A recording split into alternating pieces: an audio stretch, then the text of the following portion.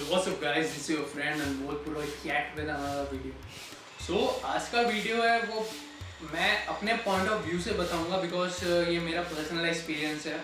जितना मैंने देखा हूँ कि जो फिटनेस इंडस्ट्री में जितने भी फ्रॉड्स होते हैं, ठीक है, जो भी मॉलेस्टेशन होता है आपको किसी भी प्रकार का, मैं उसके बारे में बताऊंगा। फर्स्ट ऑफ ऑल अभी n number of fashion shows होने लग गए हैं।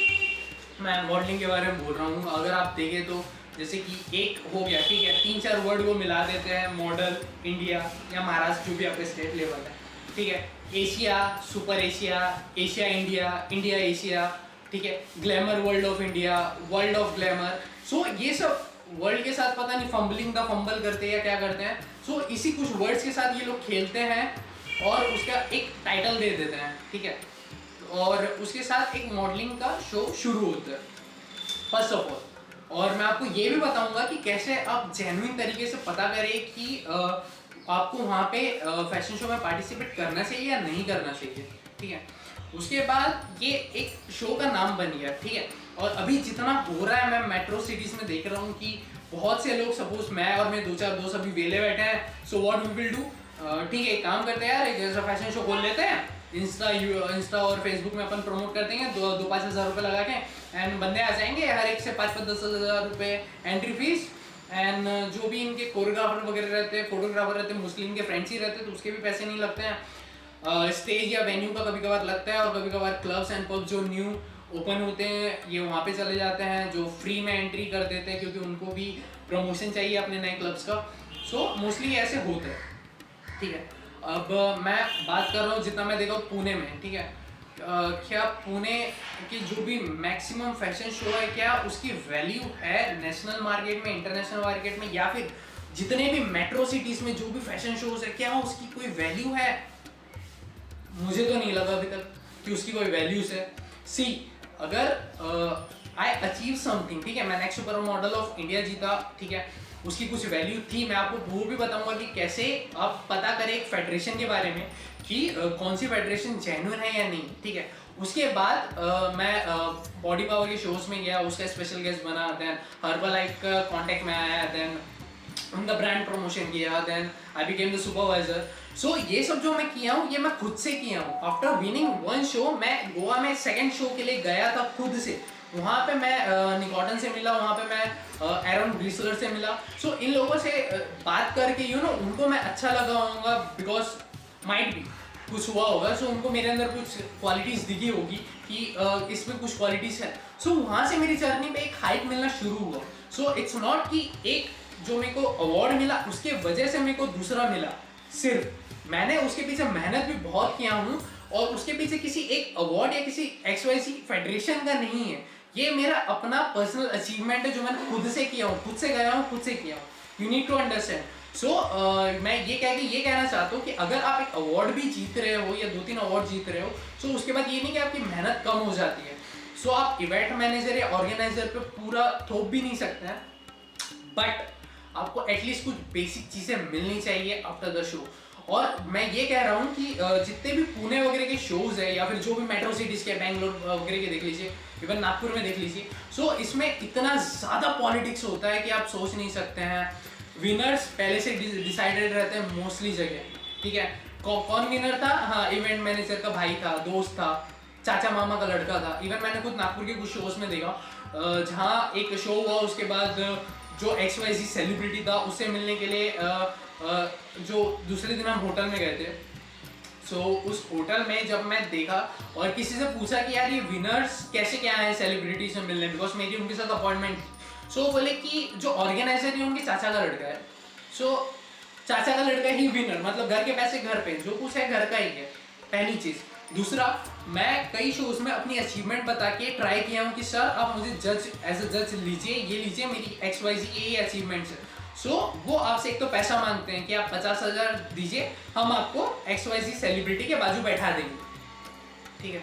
मतलब achievement doesn't make sense for them. एक इवेंट मैनेजर का अलग दिमाग चलता है कि हाँ ठीक है, आपने जो भी अचीव किया होगा ठीक है, XYZ जो भी, बट अगर आपको यहाँ पे करना है सो आप 50,000 दीजिए, हम आपको बैठा देंगे थोड़ी देर के लिए। सो ये सब चीज़ भी मैंने बहुत देखा हूँ। साथ में जो भी कोरियोग्राफर है, जो अपने आप को बहुत बड़े बड़े कोरियोग्राफर कहते हैं फॉर दिस मेट्रो सिटीज, क्या आपने कभी एक भी शो मनीष मल्होत्रा के साथ किया है, जो बॉलीवुड के बहुत ही नामी फैशन इंडस्ट्री में भी उनका नाम है, उनके वार्डरोब भी मोस्ट लोग पहनते हैं। सो क्या आपने एक भी मनीष मल्होत्रा के साथ किया है एक भी शो? क्या आपका फोटोग्राफर जो भी आपके इसमें फोटोज लेता है, आपका पोर्टफोलियो शूट बनाता है आपके मॉडल्स, क्या कभी डब्बू रत्नानी चलो छोड़ो, डब्बू रत्नानी का असिस्टेंट भी क्या आपके इसमें एज अ फोटोग्राफर आया है? क्या आपके इसमें वो डीआर का लोगो आया है वैल्यूएबल?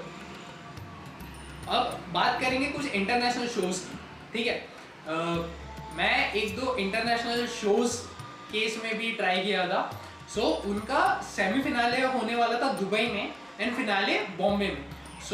मैंने अपनी बताया कि सर मेरी ये अचीवमेंट थी एंड मेरा वीज़ा नहीं बना तो मैं इतने कम टाइम पे दुबई अभी नहीं जा पाऊंगा। उन्होंने कहा ठीक है, आप एक काम करिए, आप हमको 80,000 रुपीज पे कर दीजिए, हम आपको डायरेक्ट फिनाले खिला देंगे।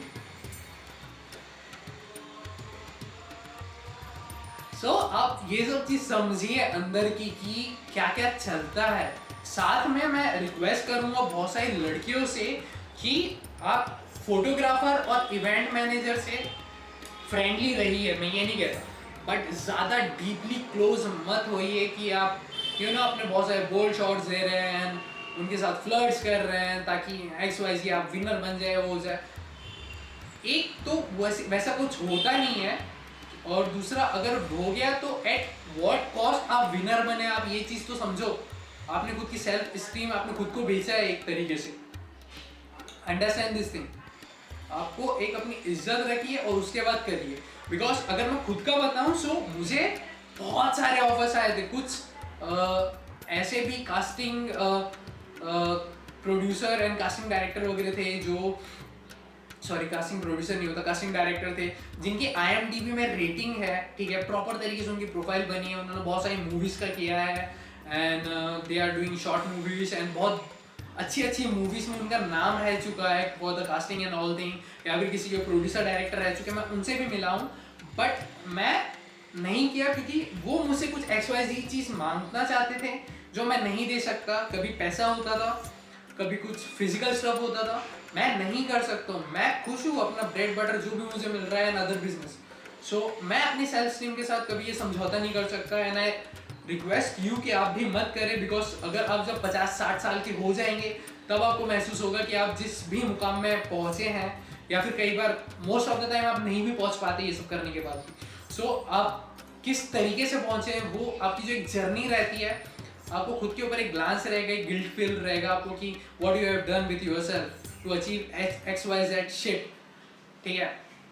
आपको ये चीज़ समझना ज़रूरी है कि इसके ऊपर तो एक्चुअली मैं एक और वीडियो बनाऊंगा डिटेल में, मैं अपना पर्सनल पूरा एक्सपीरियंस बताऊंगा। साथ में अब मैं आपको ये बताना चाहता हूँ इस वीडियो में, जल्दी से खत्म करते हैं, कि आप कैसे पता करें कि ये जो फेडरेशन है ये प्रॉपर तरीके से है या नहीं, ये वर्क करती है नहीं करती है।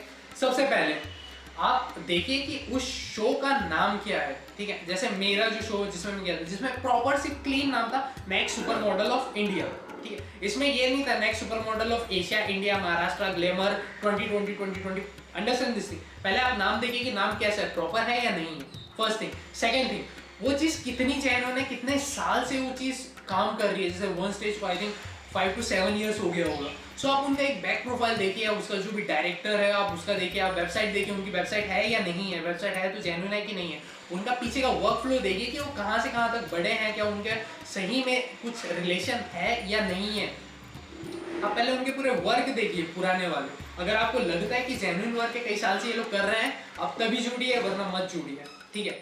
उसके बाद आप देखिए कि what you are getting after winning और समथिंग, क्या आपको कुछ अश्योरिटी मिलती है। और अश्योरिटी में वैसे मुंह जबानी नहीं होना चाहिए, आप रिटर्न में लीजिए, ठीक है, क्योंकि हर चीज़ें रिटर्न में होती है। आप पार्टिसिपेट करते हैं, आप एक फॉर्म फिल करते हो, देन आपको कुछ राउंड से गुजरना पड़ता है। आप भी रिक्वेस्ट करिए कि if I will be the winner, मुझे ये चीज़ मिले कि इसकी मेरे को शॉर्ट ही दो। अगर आप मुझे शॉर्ट फिल्म में ले रहे हैं या कोई वेब सीरीज में ले रहे हैं या फिर आपको शूट दिलवा रहे हो या फिर I am getting XYZ fame from your side, from your federation, मुझे ये चीज़ रिटर्न में होना विद CEO साइन कि इतने ये मेरे को जैसे ही मेरे शो मैं विन करता हूँ, मुझे ये चीज़, ये अपॉर्चुनिटी तुरंत मिलनी ही चाहिए, ठीक है। सो आप ये लिखित में लीजिए, मुँह ज़बानी कुछ मत करिए, बिकॉज मुँह ज़बानी कुछ होता नहीं है।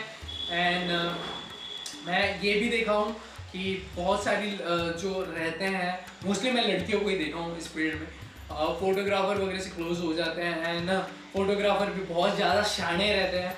वो कहते हैं कि आप बोल्ड शूट करिए, जैसे कि डब्बू रत्नानी कियारा का किया था एक पत्ता लेके। सो पहली चीज़ आप समझिए, वो डब्बू रत्नानी है और वो कियारा अडवाणी है। ये आपका एक बेसिक बंदा है जिसने एक DSLR सेकेंड हैंड कहीं से खरीद लिया होगा या नया खरीदा होगा, but he is just an holder. उसका अगर आप उसके साथ फोटोशूट करते हैं तो उसके ब्रांड की कोई वैल्यू नहीं है, ठीक है।